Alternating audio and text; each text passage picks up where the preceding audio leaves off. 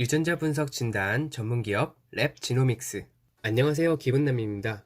오늘은 저번 영상에서 다룬 시즌에 이어 분자 진단 키트의 또 다른 강자 랩지노믹스에 대해 알아보려고 합니다.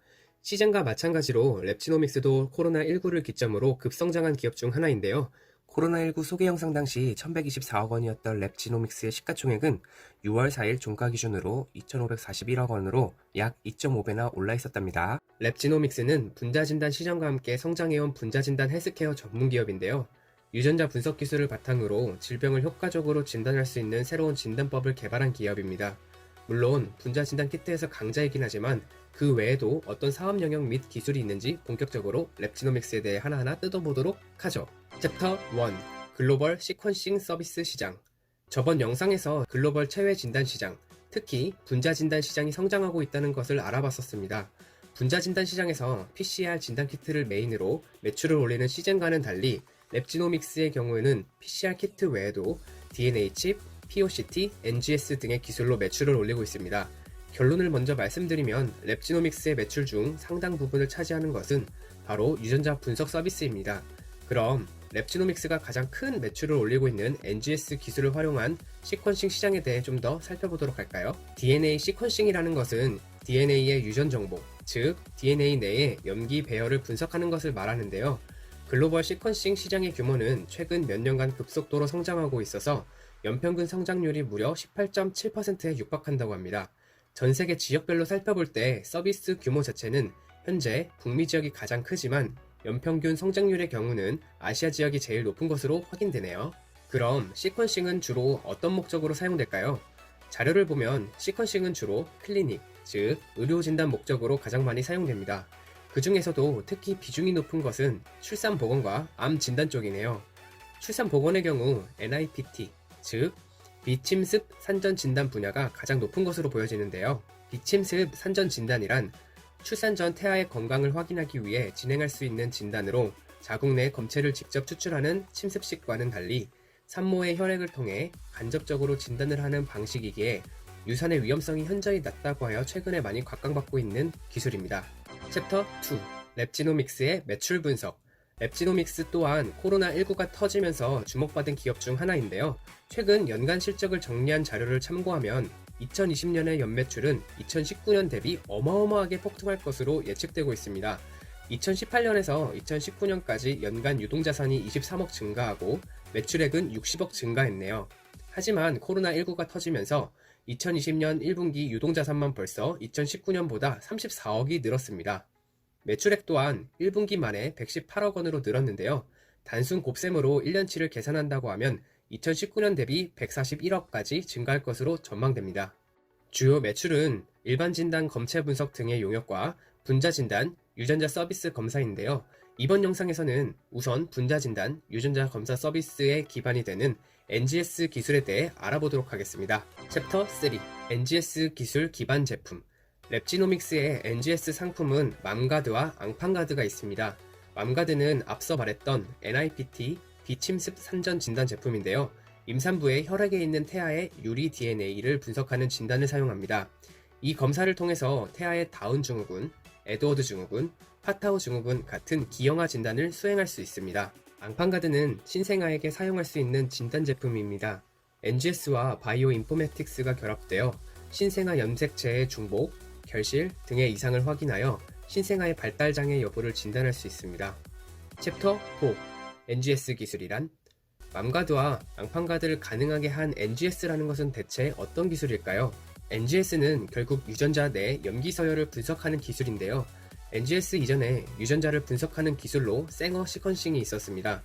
유전자 염기 서열은 아데닌, 티아닌, 구아닌, 사이토신 이렇게 4가지 염기들로 조합이 이루어지는데요.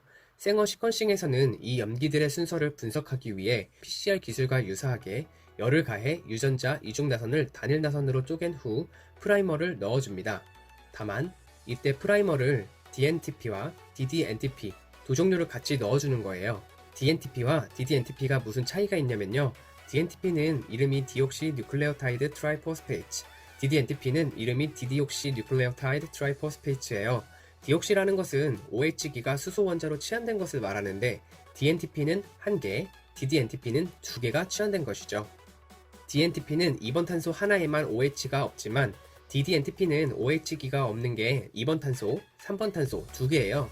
이 OH기의 차이 때문에 어떤 일이 벌어지냐면 DNTP 프라이머는 끊기지 않고 DNA 복제를 계속 연장해 나가지만 DDNTP 프라이머가 붙으면 복제가 연장되지 않고 그대로 끊겨버립니다.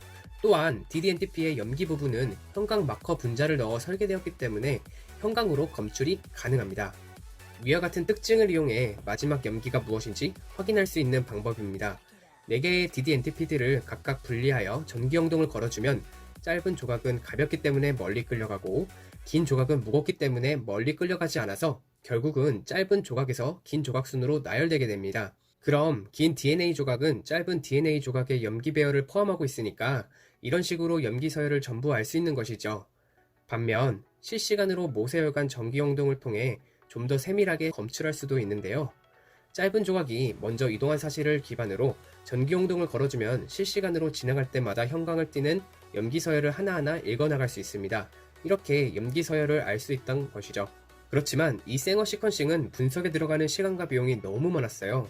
어느 정도냐면 인간 게놈 프로젝트를 이 생어 시퀀싱으로 분석했을 때 13년의 시간과 27억 달러의 비용이 들었답니다. 따라서 빠르고 저렴하게 분석하는 기술이 필요해지게 되었고 그로 인해 등장한 게 바로 NGS인 건데요. NGS의 가장 큰 특징은 염기 순서 파악에 앞서서 라이브러리 제작 과정을 거친다는 점인데요. DNA 추출 키트를 이용해서 추출한 DNA를 무작위로 조각낸 다음 각 조각의 양 끝에 자석같이 붙는 역할을 해주는 어댑터를 붙입니다.